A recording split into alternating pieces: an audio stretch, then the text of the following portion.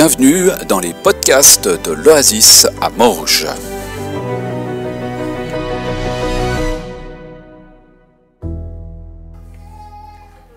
Ça va?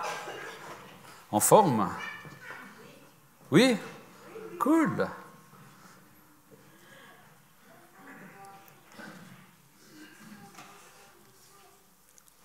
Alors on devrait avoir le... Voilà, ça vient. Moi je voulais vous dire, des fois on est en super grande forme, ça éclate tout, et puis des fois on est un petit peu plus... un peu comme la météo, vous voyez, aujourd'hui. Moi je suis un peu comme ça aujourd'hui, je suis un peu comme la météo. Je ne sais pas s'il va faire beau, pleuvoir, voilà.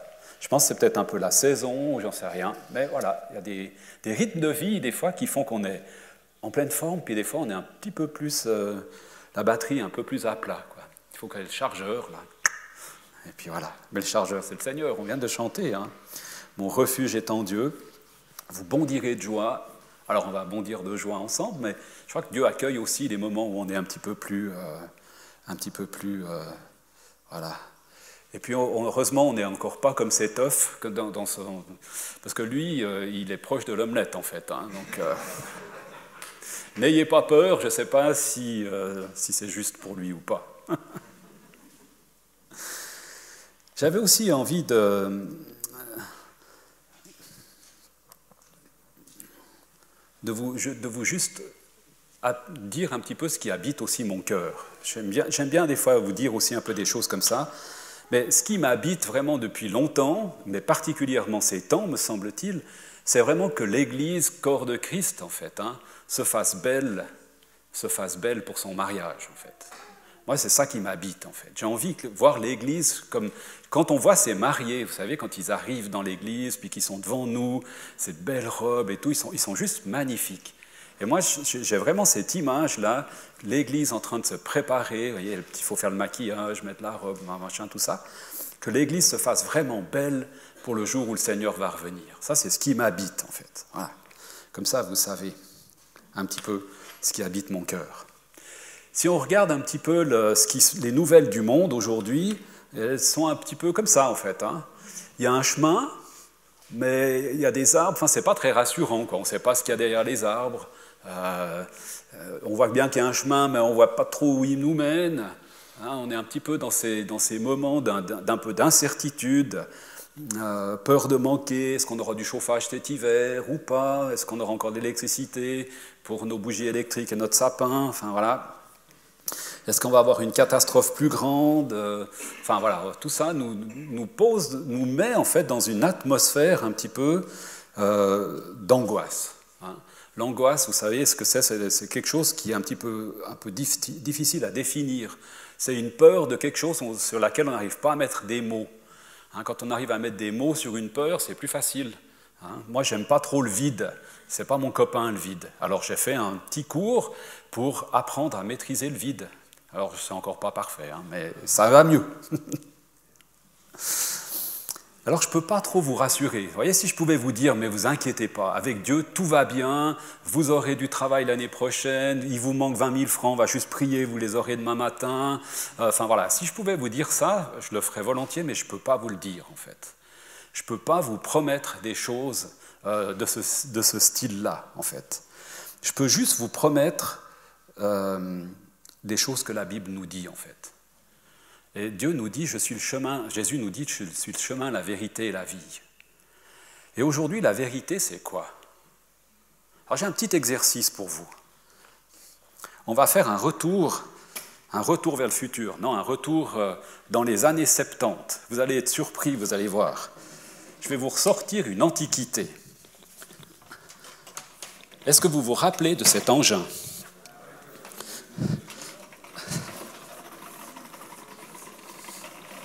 Ça vous rappelle quelque chose ?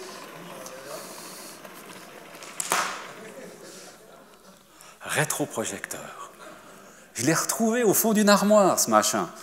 Et je l'ai branché, parce que je me suis dit, mais est-ce qu'il fonctionne encore ? Et puis, à ma grande surprise, oui, il fonctionne. Alors, on va juste faire un truc, là. Il faut que je retrouve ma... Voilà. Je crois que si je fais comme ça, tac. Voilà.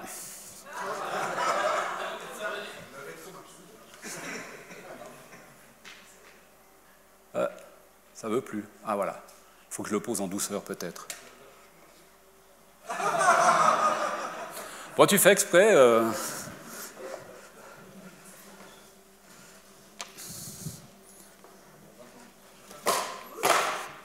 Ah, ça s'appelle l'effet des mots, ça. Bon, ben là, c'est bon comme ça. Hein. On va voir quand même quelque chose. Voilà. La vérité. Qu'est-ce que c'est que la vérité? Alors, c'est quoi ça? Un rond? Un rond, un trou. Un trou noir. Ok. C'est quoi ça? Un rectangle. Ouais, enfin, c'est presque un carré. Voilà. Mais en fait, c'est un cylindre.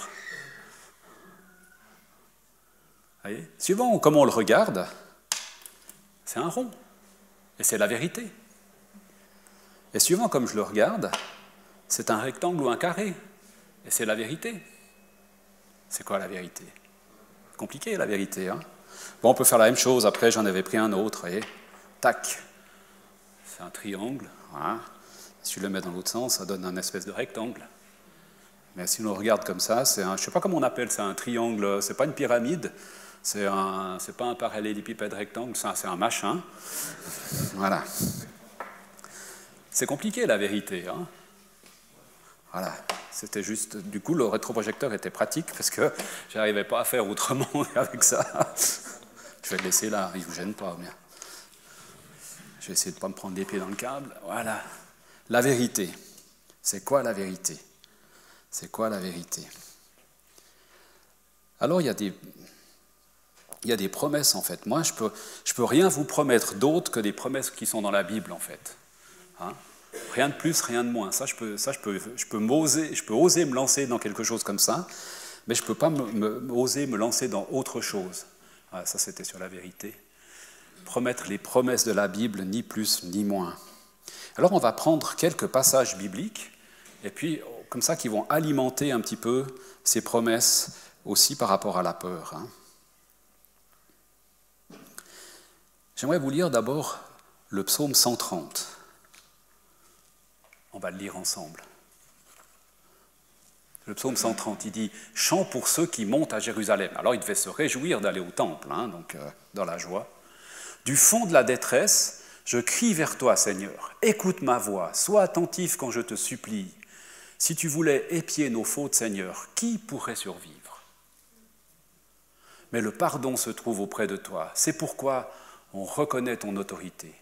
De tout mon être, je compte sur le Seigneur et j'attends ce qu'il va dire. » Quand on est dans la perspective d'écouter la voix de Dieu, ça va dans ce sens-là. De tout mon être, je compte sur le Seigneur, j'attends ce qu'il va dire.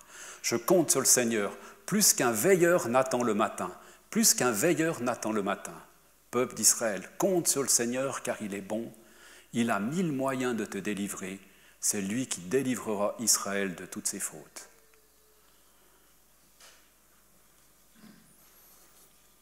Qu'est-ce que Jésus te dit dans ce psaume? Quand on dit qu'on veut écouter Dieu, qu'est-ce qu'il est en train de te dire maintenant dans ton cœur? Je crie vers toi, Seigneur, écoute ma voix. Le fond de la détresse. Quand il parle du fond de la détresse, en fait, le terme qui est utilisé, c'est comme le fond de la mer, vous savez, où il y a le chaos. Pour les Hébreux, la mer, ce n'était pas leur copain. Moi, c'était le vide. Eux, c'est la mer qu'ils n'aimaient pas. Ce n'est pas des pêcheurs, hein, ce n'est pas des gens qui vont sur la mer, les Hébreux. Ils n'aimaient pas la mer. Ça ressemblait souvent, c'était souvent le chaos, en fait, la mer. Hein. Donc, du plus profond de la mer, je crie vers toi, Seigneur. Le pardon est auprès de toi. Rien n'est hors de ton contrôle. Même pas la mer, même pas ce qui nous habite aujourd'hui, même pas les incertitudes qu'il y a aujourd'hui dans notre monde. Rien n'est en dehors de son contrôle. Ça, c'est des vérités qu'on peut dire aujourd'hui. Les autres choses, je ne peux pas vous les promettre, mais ça, on peut le dire. Ça, on peut se l'approprier. Ça, c'est quelque chose sur lequel on peut compter et qui nous aide à sortir de cette perspective angoissante ou de peur, etc.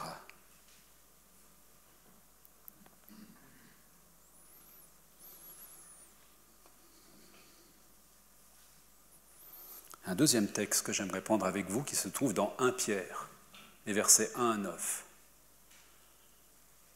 Bénissons Dieu, le Père de notre Seigneur Jésus-Christ.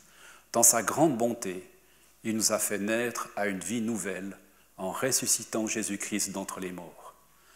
C'est pour que nous ayons une espérance vivante en attendant l'héritage que Dieu réserve aux siens. Cet héritage ne peut être ni détruit, ni sali, il ne peut pas perdre son éclat. Dieu vous le réserve dans les cieux, à vous, que sa puissance garde par la foi, en vue du salut, prête à être révélée au moment de la fin.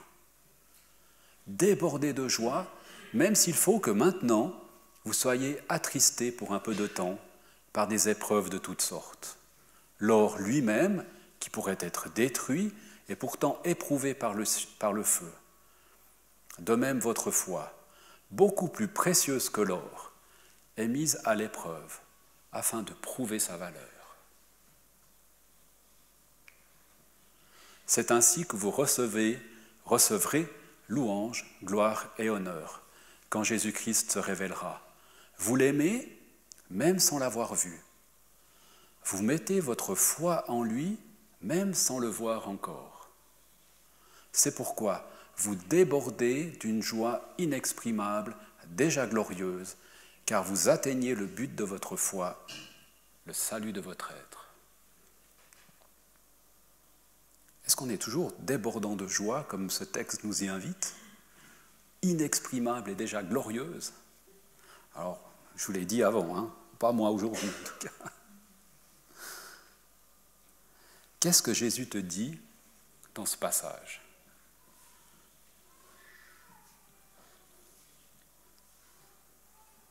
C'est beau, j'ai entendu ce texte qu'on est choisi ou choisie par Dieu lui-même.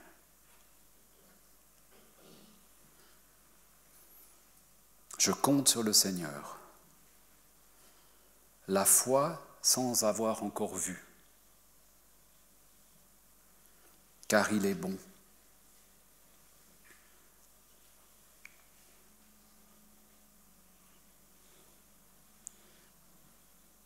Ça va ? Je vous entends silencieux.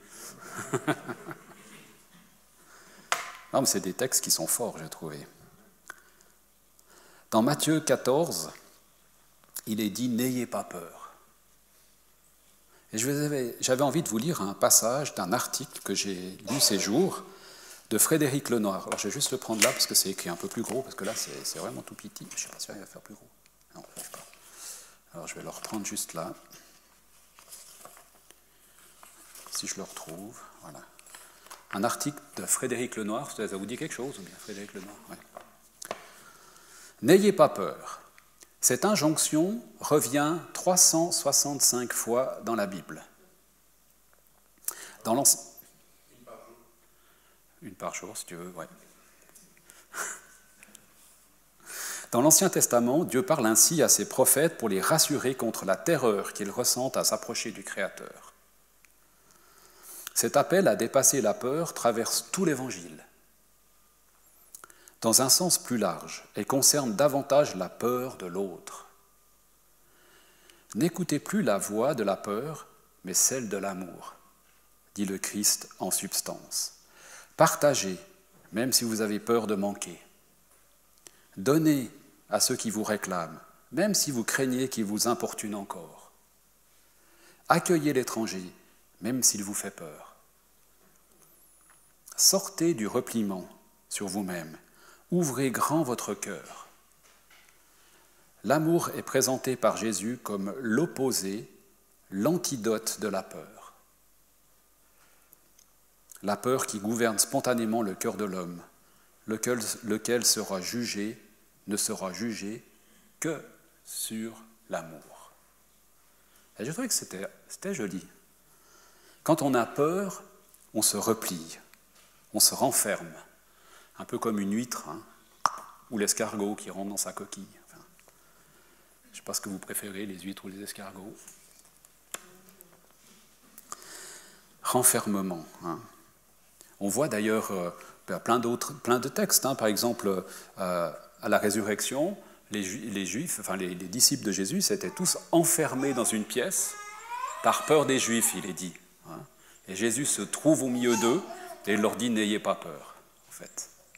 Donc quand on a peur, on aurait tendance à s'enfermer sur soi-même.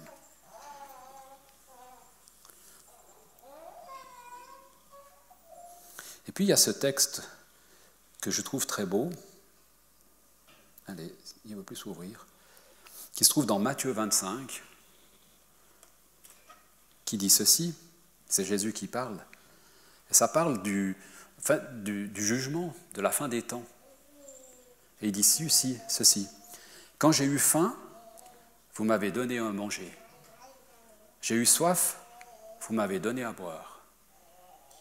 J'étais étranger, vous m'avez accueilli chez vous. J'étais nu et vous m'avez habillé. J'étais malade, vous m'avez visité. J'étais en prison et vous êtes venu me voir. »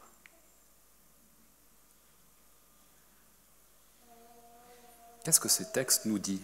Me dit ou te dit finalement?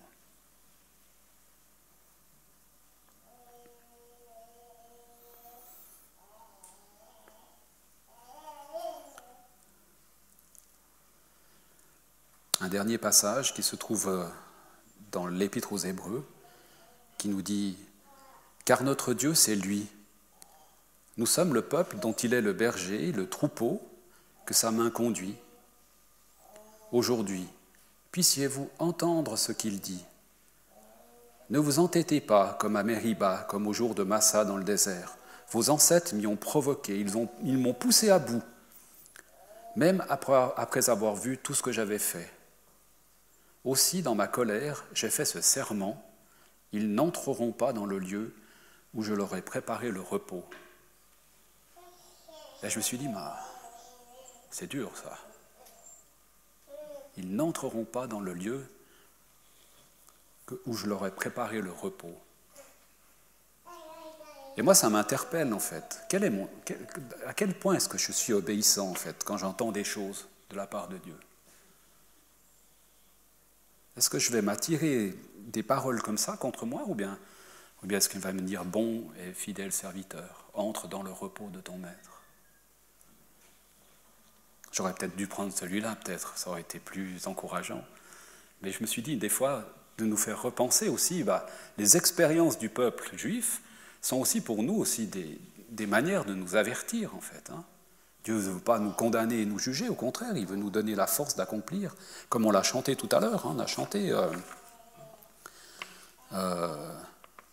il vient libérer pour qu'on puisse servir sans avoir peur. C'est ce qu'on a chanté, sauf erreur, plus ou moins, hein, c'est ça. Alors j'aimerais juste arriver à une petite conclusion. Jésus qui leur parle et leur dit « Courage, c'est moi, n'ayez pas peur.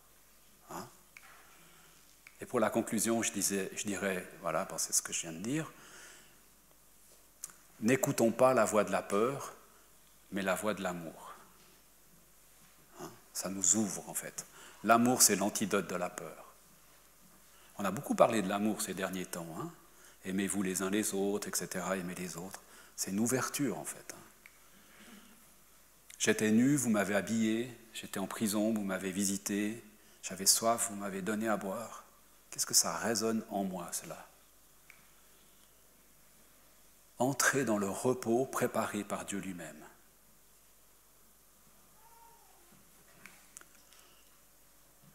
C'est pourquoi, comme le dit l'Esprit Saint, si vous entendez la voix de Dieu aujourd'hui, ne refusez pas de comprendre ou n'endurcissez pas votre cœur, comme d'autres traductions le disent.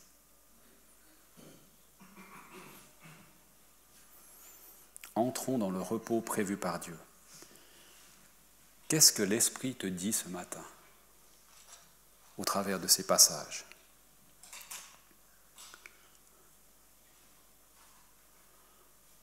Le petit défi se trouve dans Ésaïe 30 au verset 15. Vous ne serez sauvés qu'en revenant à moi, en restant paisible. Votre seule force, c'est de garder votre calme et me faire confiance. » Et le peuple juif, ils n'en voulaient pas. Et nous? Et moi? Qu'est-ce que je réponds à ça? Est-ce que je suis aussi un peu comme ça, à dire non, j'en veux pas, ou bien est-ce que j'en veux? Quelle est notre position? Où est notre cœur, en fait? J'aimerais vous inviter à la prière pour terminer. Mais Seigneur, j'aimerais d'abord te dire merci parce que tu nous invites à te faire confiance, à mettre notre espérance, notre foi en action, j'allais dire, au travers de l'amour que tu mets dans nos cœurs. Parce que tu nous as aimés le premier, on peut aimer autour de nous. Parce qu'on a vu d'autres, on a des autres exemples de personnes qui ont refusé de te suivre, eh bien nous, on peut peut-être réagir autrement. On peut apprendre des textes et des passages où d'autres ont été dans des situations qui nous permettent aujourd'hui de répondre autrement. Viens nous parler, Saint-Esprit, viens nous convaincre, viens faire ton œuvre en nous